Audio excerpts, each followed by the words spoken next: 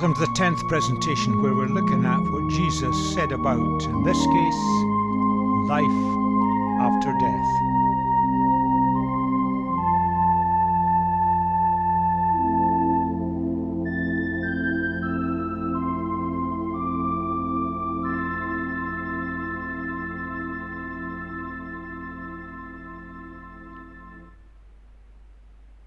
Most people have no problems with the life of Jesus. It's well documented in both religious and secular sources.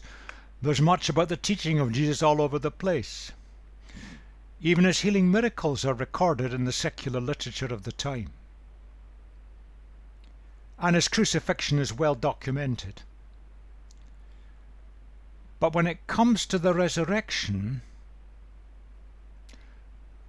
is it quite so easy? What actually is the evidence that Jesus was raised from the dead? Because that gives us the key to life after death. Let's just look at a timeline before we start this. From the 1st century onwards, and I'm stopping about the 15th.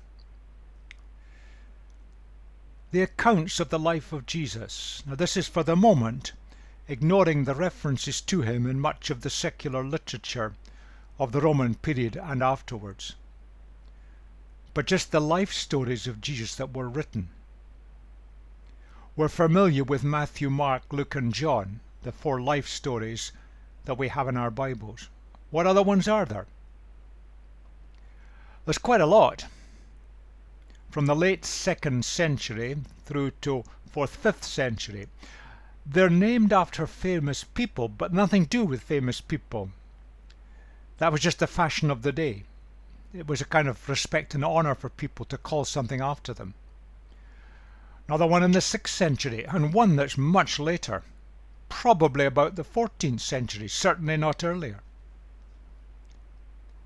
So we have many life stories of Jesus. How can we rely on the Matthew, Mark, Luke and John ones when there are so many? These are just some of the main ones. The key thing is this.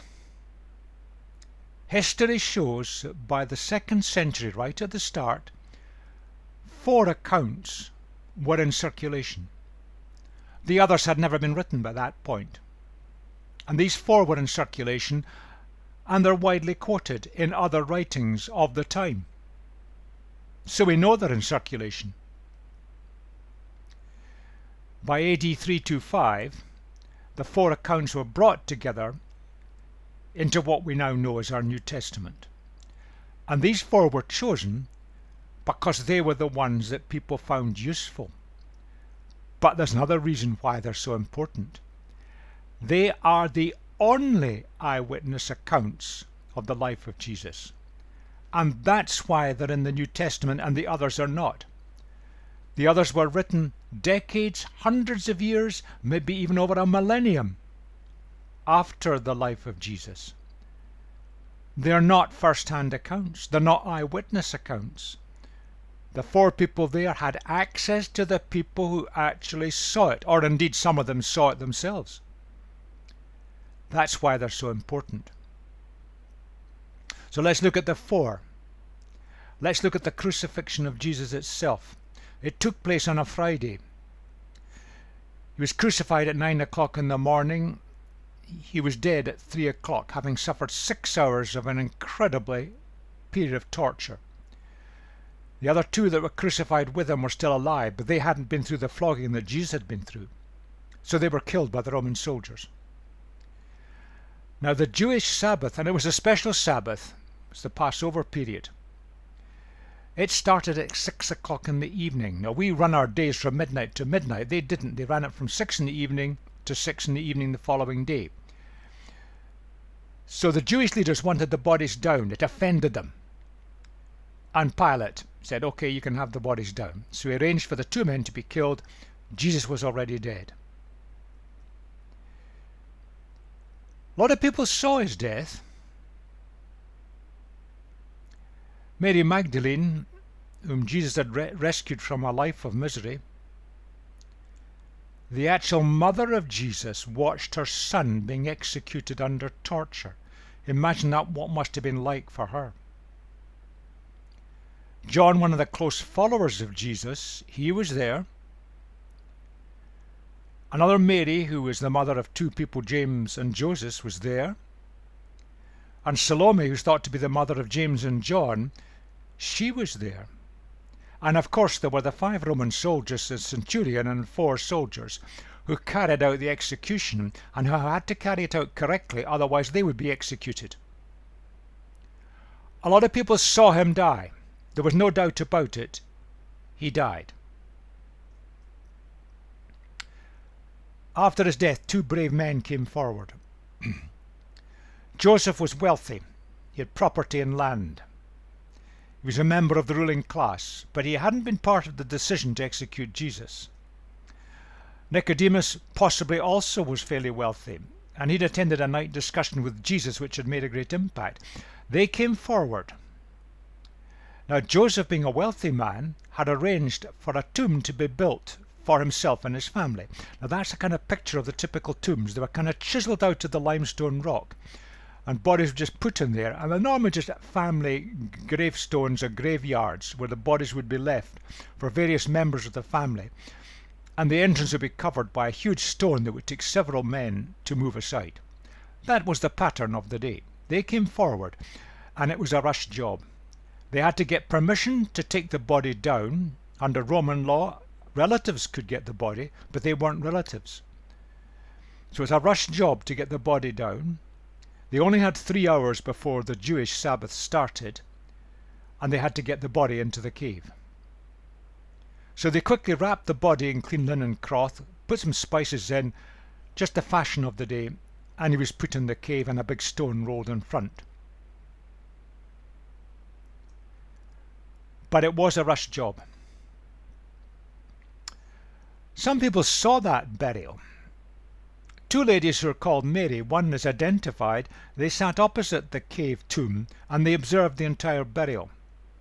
The tomb had never been used. Presumably Joseph had built it for himself and his family members. Joseph and Nicodemus were obviously there because they carried out the burial. The cave, there was a huge megastone that was rolled. It took at least 2 men, maybe more, to push it across the entrance to seal the tomb. The tomb was then guarded, rules from the Jewish and Roman authorities, and the tomb was sealed, so there was some sort of probably wax put across the joint between the great stone and the surrounding rock, so that any movement would have been detected.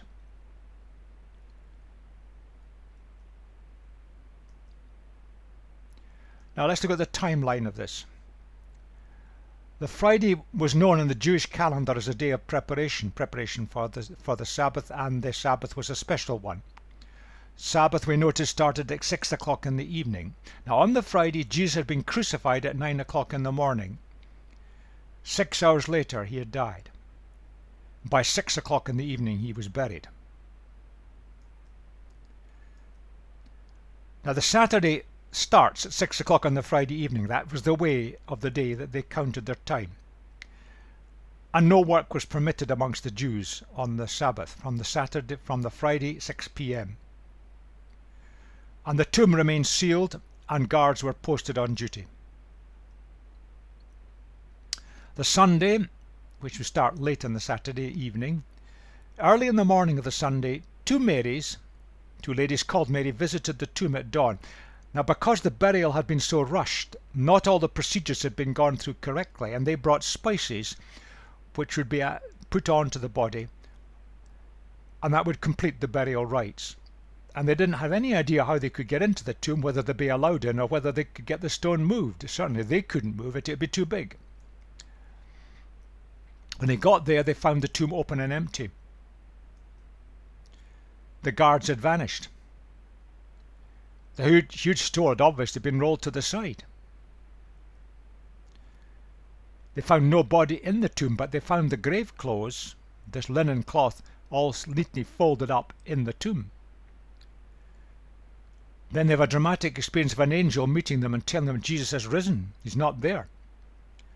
And you can imagine their reaction.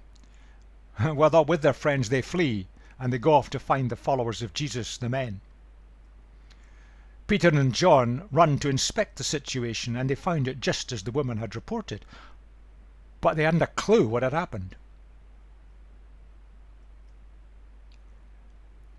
But the story of the resurrection of Jesus started to ripple outwards. Most people couldn't believe it. We wouldn't believe it. Completely amazing events. But what's the evidence? And there's an awful lot of evidence. This is in no chronological order. Two disciples, friends of Jesus, walking out one evening in the gloom, they meet Jesus. He walks with them. On another occasion, Jesus appears to 10 of his disciples and has a meal with them. Later, he has breakfast with his disciples when they move back north to the Lake of Galilee.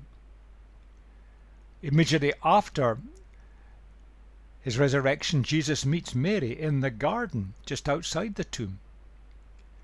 On another occasion, he appears to 11 disciples. There's a personal appearance recorded to Peter himself, and a personal appearance to James, who was the younger brother of Jesus. And on one occasion, Jesus appears to a crowd of 500. Now, normally in a court of law, 2 witnesses saying the same thing carries the day. 500 is pretty impressive. And before a crowd, Jesus gives instructions for the future. And at some point, he makes a personal appearance much later to Paul. Now, these are the ones that are recorded. An awful lot of people met the risen Jesus. There's a lot of evidence. Many people have tried to explain it away by other attempts, and none of them stand up to any scrutiny. Some say the body was stolen. Well, the authorities had an easy answer to that. Get the body and show that he's still dead. They couldn't, because there was no body. Besides, how could the body be stolen? The tomb had been guarded and sealed. Some say that Jesus recovered in the cool of the tomb. Medically, that's impossible. Medical experts have just laughed that to scorn. Nobody survives a crucifixion. And certainly pushing a stone aside. Some people say it was just superstition. That's the fashion. People don't die for a superstition. And you can't say it's hallucination. A crowd of 500 hallucinating all at the same time. What they saw was Jesus was recognizable. His body had been restored, but his body was physical, but in some way it was different. That's what the documentary evidence of the time shows. Lawyers have looked at this, those trained.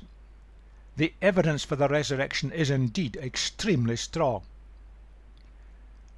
And lawyers who started out, and think of one case as an atheist,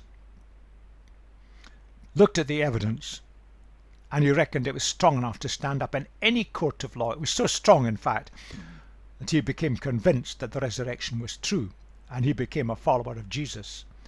That's somewhere in the middle 1950s. But what about us? Life after death? That's the story of Jesus, and the evidence is extremely strong. In the days of Jesus, most people didn't think much about life after death. Life right now was the pressure point just to survive. And they didn't think much about life after death. In fact, in the languages of the day, both in Hebrew and Greek, they didn't have words that signified hell or heaven as we understand them today. The word, mistakenly translated sometimes as hell in our Bibles, really means a shadowy place of the dead. And that's what many people, both in the Jewish setup and in the Roman setup, thought of as life after death. It was all very vague. Now, the Pharisees were one religious group, and they did think of bodily resurrection. Perhaps they were more advanced in their thinking, but it wasn't the norm. But Paul writes that only a decade or two after the life, death, and resurrection of Jesus. He says Christ has indeed been raised from the dead, the first fruits of those who have fallen asleep.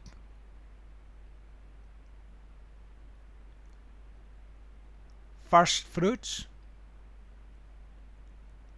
That implies there's more to come.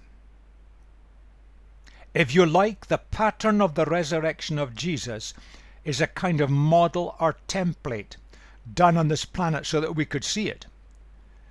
But a kind of model and template of what there is available for all humanity. First fruits. That's the picture of life after death that the New Testament paints, and it arises because of the resurrection of Jesus. So on that basis, whatever happens after death, we shall be recognizable. Our bodies will be restored in some way. There will be some physicality about our bodies, but they'll be different. Now, if we follow the pattern of Jesus, that is the logical deduction. And that has been something that the followers of Jesus down through the centuries have hung on to. And Paul, in this letter that he wrote to the followers of Jesus in Corinth, we know it as 1 Corinthians chapter 15 particularly, Paul expands that in some detail. That is the pattern for us if we're following Jesus.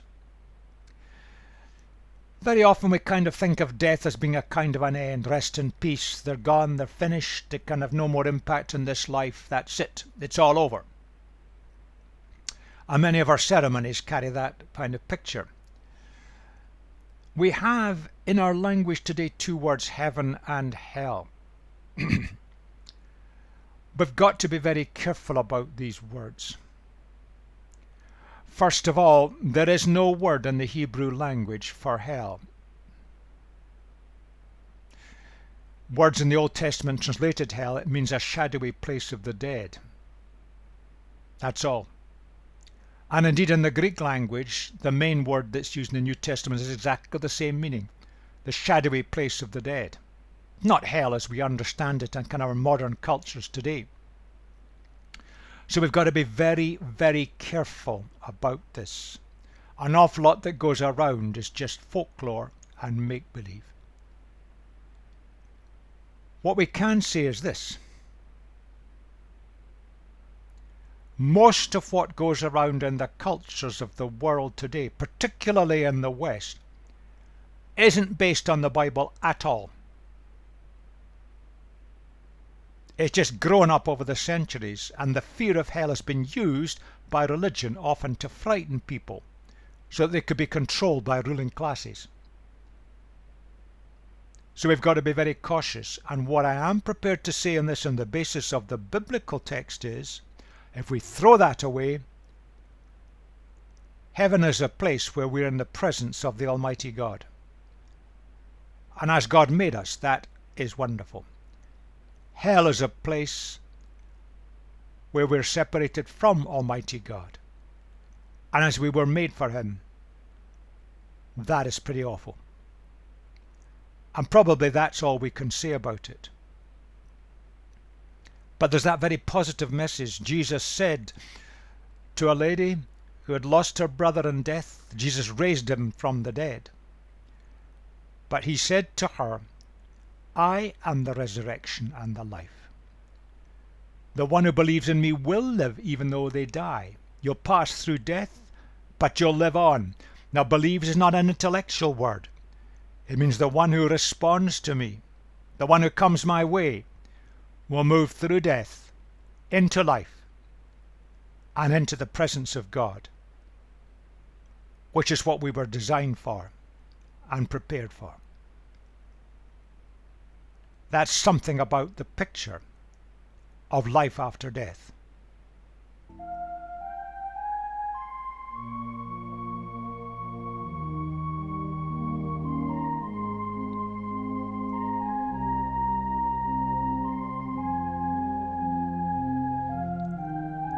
The next in this series we'll look at what Jesus said about his return.